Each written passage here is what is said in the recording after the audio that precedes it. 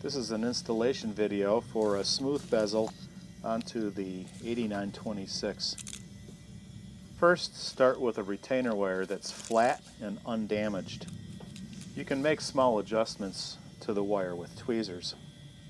There's a groove inside the bezel that will accept the retainer wire.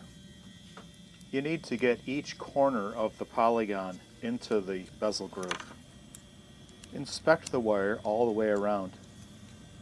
Each corner of the polygon wire should be engaging the bezel groove.